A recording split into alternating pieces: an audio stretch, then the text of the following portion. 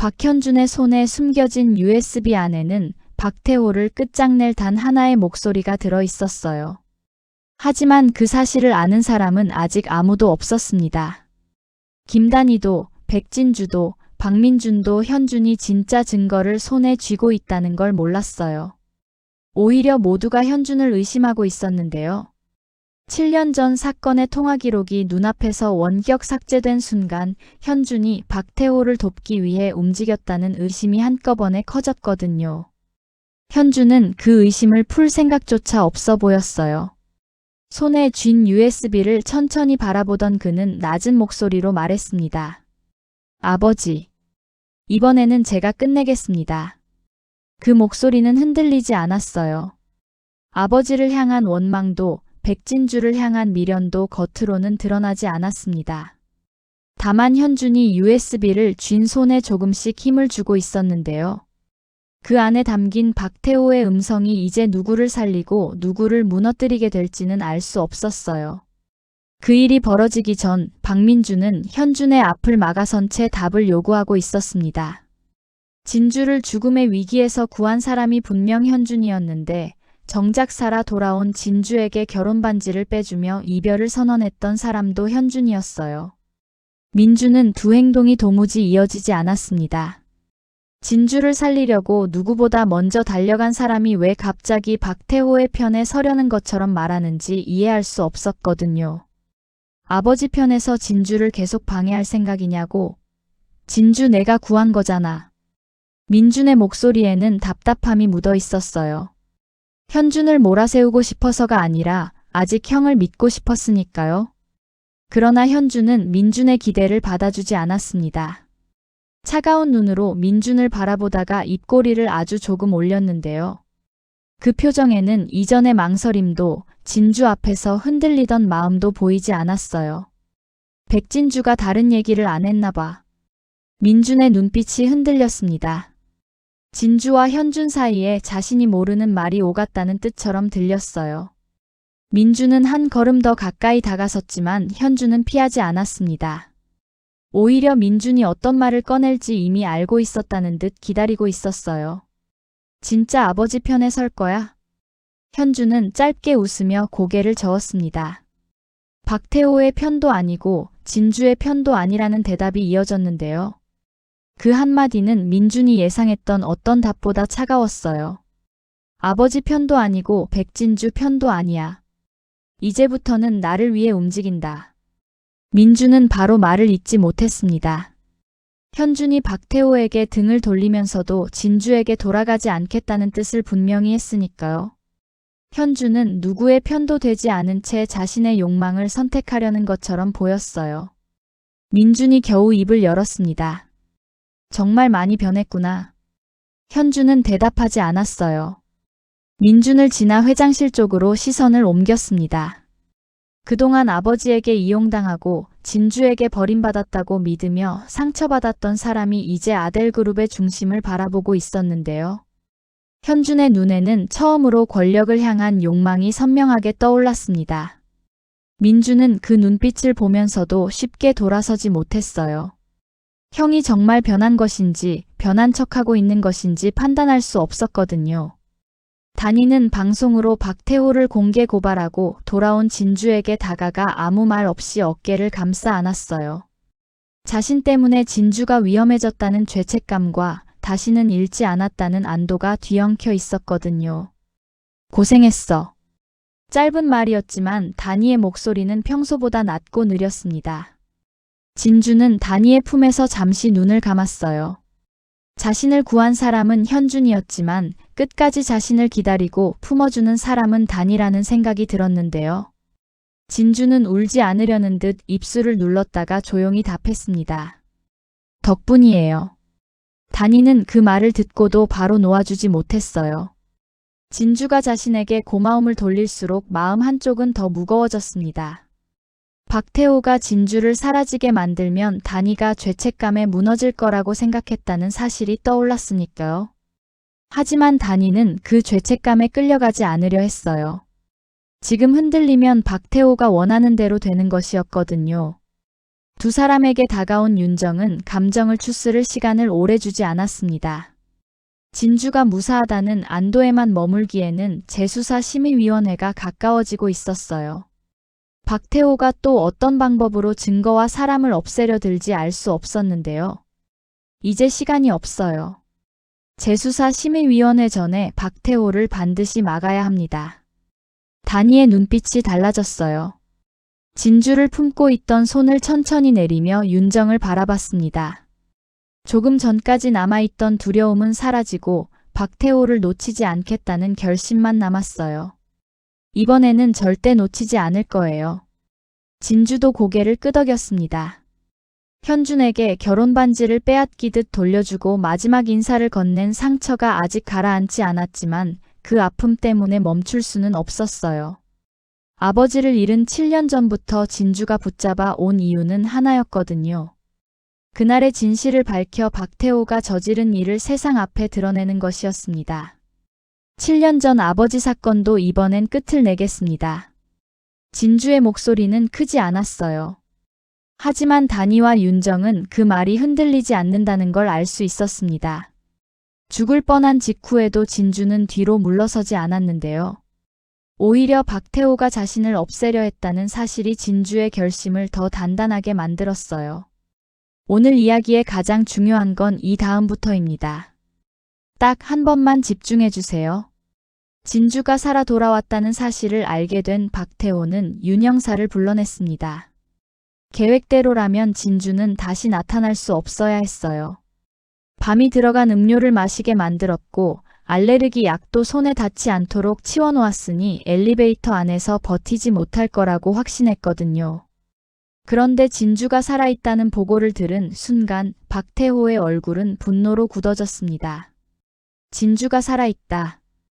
윤 형사의 표정도 바로 굳어졌어요. 이미 끝났다고 믿었던 일이 실패했다는 뜻이었으니까요. 윤 형사는 입술을 떼며 무언가 설명하려 했습니다. 분명. 박태호는 더 듣지 않았어요. 손바닥으로 책상을 세게 내리쳤습니다. 진주가 살아남았다는 사실보다 자신이 세운 계획이 어긋났다는 것이 더 견딜 수 없는 듯 했어요. 실패했잖아. 이번에는 절대 살아남게 두지 마. 윤 형사는 쉽게 대답하지 못했습니다. 재수사를 요구하는 움직임이 이미 커지고 있었고 경찰 안에서도 사건을 다시 들여다보기 시작했어요. 진주에게 또 무슨 일이 생기면 의심이 박태호를 향할 가능성이 높았습니다. 윤 형사는 조심스럽게 입을 열었는데요. 경찰에서도 재수사를. 박태호는 낮게 웃었습니다. 재수사가 시작된 뒤의 위험보다 시작되기 전에 진주를 없애는 것이 더 확실하다고 판단하고 있었어요. 자신에게 불리한 증언을 할 사람이 사라지면 심의위원회도 의미가 없다고 믿는 눈빛이었습니다. 그 전에 없애면 된다. 윤 형사는 박태호의 얼굴을 바라봤어요. 실패에 대한 분노만 있을 뿐 진주가 목숨을 잃을 수 있다는 두려움은 조금도 보이지 않았습니다. 박태호에게 진주는 사람이 아니라 자신의 죄를 드러낼 위험이었어요. 윤 형사는 아무 말 없이 서 있었지만 박태호는 이미 다시 움직이라고 명령한 것이나 다름없었습니다. 박태호가 진주를 없애는데 집착하는 사이 오정란은 최윤아를 따로 불러 거래를 시작했어요. 정란의 목표는 박태호를 지키는 것만이 아니었습니다. 박태호가 체포되는 일을 막아 시간을 벌고 그 사이 현준을 아델그룹 회장 자리에 올려놓으려는 생각이었어요. 현준이 회장이 되면 자신이 다시 권력을 쥘 수 있다고 믿고 있었거든요. 정란은 유나 앞에 봉투 하나를 내밀었습니다. 유나는 바로 손을 뻗지 않았어요. 정란이 아무 대가 없이 자신을 부를 사람이 아니라는 걸 알고 있었으니까요. 잠시 봉투를 바라보던 유나는 천천히 열어 안쪽을 확인했습니다. 그 안에는 수십억 원 규모의 비밀 계좌가 들어 있었어요. 박태호만 체포 안 되면 현준이를 회장으로 만들 거야. 그러면 넌 평생 돈 걱정 안 해. 정란은 웃고 있었지만 유나의 반응을 놓치지 않았습니다. 이 정도 돈이면 유나가 바로 움직일 거라고 생각했어요. 하지만 유나는 봉투를 다시 닫았습니다. 놀란 기색을 감추지 못하면서도 정란이 원하는 대답은 하지 않았는데요. 그걸로는 부족해요. 정란의 미소가 사라졌습니다. 돈을 보여줬는데도 유나가 물러서지 않자 눈빛이 날카로워졌어요. 유나는 그 변화를 보고도 시선을 피하지 않았습니다. 자신이 박태호의 체포를 막는 데 필요한 사람이라는 걸 알고 있었거든요. 더 확실한 걸 원합니다. 주식, 그리고 회사. 정란은 곧바로 답하지 않았어요. 유나가 단순한 현금이 아니라 아델그룹 안의 자리를 요구하고 있다는 뜻이었으니까요. 돈은 건네고 끝낼 수 있지만 주식과 회사는 권력과 연결돼 있었습니다. 정란은 유나를 잠시 바라보다가 짧게 답했어요. 좋아. 유나는 봉투를 챙겨 자리에서 일어났습니다. 자신이 원하는 보상을 받아냈다는 듯 더는 망설이지 않았어요. 정란은 유나가 사라질 때까지 표정을 유지했는데요. 문이 닫히자마자 눈빛이 차갑게 가라앉았습니다. 넌 이용만 하고 버리면 돼.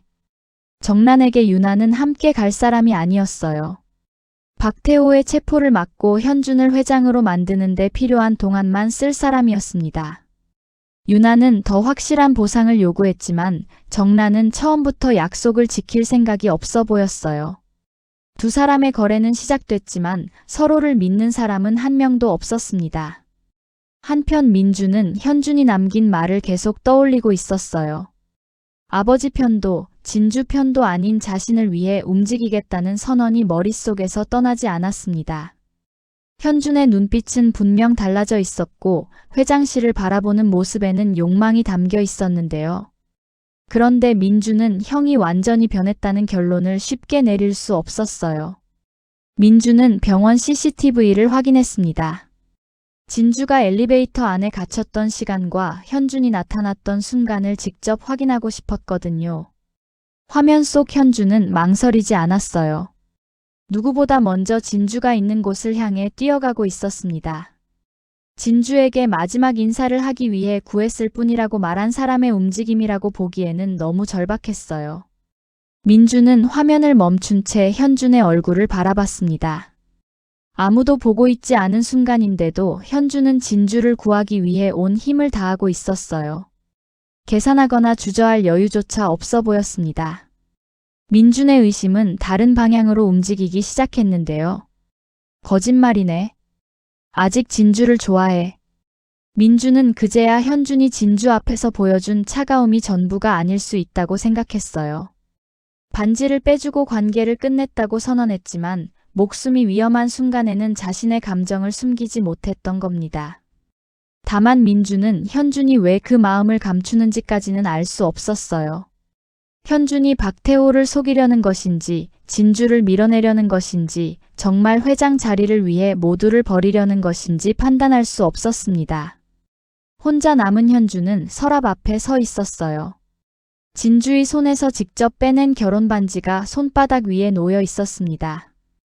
혼인신고를 하지 않아 쉽게 끝낼 수 있다고 말했지만 현준에게 그 반지는 쉽게 버릴 수 있는 물건이 아니었어요. 진주를 구한 뒤 마지막 인사를 하겠다며 반지를 빼냈던 순간에도 마음은 이미 무너지고 있었거든요. 현준은 반지를 바라보다가 손을 천천히 움켜쥐었습니다. 진주에게 자신을 버렸다고 말했지만 정작 진주를 먼저 놓은 사람은 현준이었어요. 그래야 진주가 자신에게 기대지 않을 수 있다고 판단한 듯 했는데요. 미안하다. 이 방법밖에 없어. 짧은 말이었지만 현준의 굳은 얼굴이 아주 조금 흔들렸습니다. 진주에게 직접 전하지 못한 마음이었어요. 그는 반지를 서랍 깊숙한 곳에 넣었습니다. 버린 것이 아니라 보이지 않게 숨긴 행동이었는데요. 서랍을 닫는 순간 현준의 표정도 다시 차갑게 굳어졌습니다. 그때 비서가 들어와 현준을 찾았습니다. 회장님께서 찾으십니다. 현준은 서랍에서 손을 떼며 몸을 돌렸어요. 조금 전까지 반지를 바라보던 눈빛은 사라지고 없었습니다. 박태호를 만나러 가야 한다는 말을 들었는데도 두려워하거나 망설이지 않았어요. 오히려 기다렸던 순간이 왔다는 듯 차갑게 웃었습니다. 이제 시작하지. 현준이 무엇을 시작하려는지는 비서도 알지 못했어요. 박태호의 편에 서서 아델 그룹을 차지하려는 것인지 아버지에게 다가가 안에서 무너뜨리려는 것인지 아직 드러나지 않았습니다. 다만 반지를 숨긴 현준의 선택과 회장실을 향하는 발걸음은 서로 다른 마음을 보여주고 있었어요. 그 사이 윤정은 단이와 진주에게 USB 하나를 가져왔습니다. 두 사람이 기다리던 7년 전 사건의 기록이 담겨 있었어요. 윤정은 USB를 손에서 놓지 않은 채 두 사람을 바라봤습니다. 어렵게 찾아낸 자료라는 긴장감이 얼굴에 남아 있었는데요. 드디어 찾았습니다. 단이는 바로 USB를 받아 컴퓨터에 연결했습니다.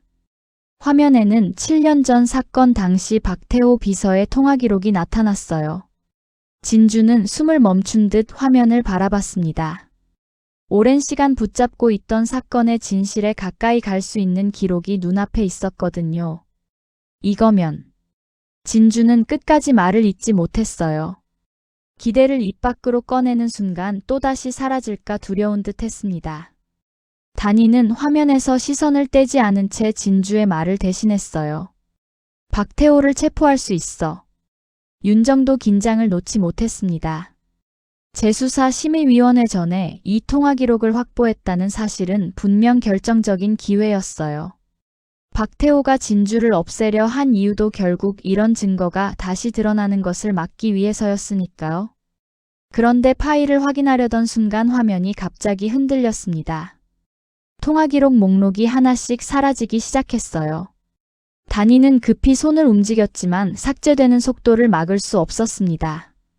진주는 아무 말도 하지 못한 채 화면만 바라봤고 윤정의 얼굴도 굳어졌는데요.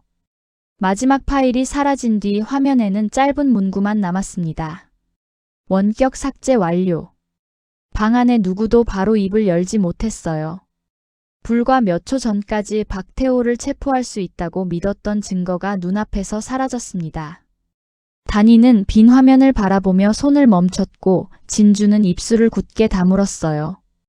윤정도 USB를 가져온 순간부터 누군가 지켜보고 있었던 것인지 생각할 수밖에 없었습니다. 현준이 자신을 위해 움직이겠다고 선언한 직후였기에 의심은 자연스럽게 현준에게 향했어요. 박태호에게 불리한 증거가 사라졌고 현준은 회장실로 들어가려 하고 있었습니다. 민준조차 형의 진심을 확신하지 못하는 상황이었는데요. 혹시 현준이 파일을 지운 거야? 그 질문에 누구도 답하지 못했습니다. 현준이 진주를 구했다는 사실과 박태호의 증거가 삭제됐다는 사실이 정반대 방향에서 충돌하고 있었어요. 단이는 쉽게 결론을 내리지 않았지만 진주는 현준이 자신에게 했던 말을 떠올릴 수밖에 없었습니다. 이제 백진주가 아니라 자신을 위해 움직이겠다고 했던 말이었어요. 그러나 모두가 현준을 의심하고 있을 때 현준은 아무도 없는 곳에서 다른 USB를 꺼냈습니다. 단이가 확인했던 USB와는 다른 것이었어요. 그는 USB를 손가락 사이에 끼운 채 잠시 바라봤습니다.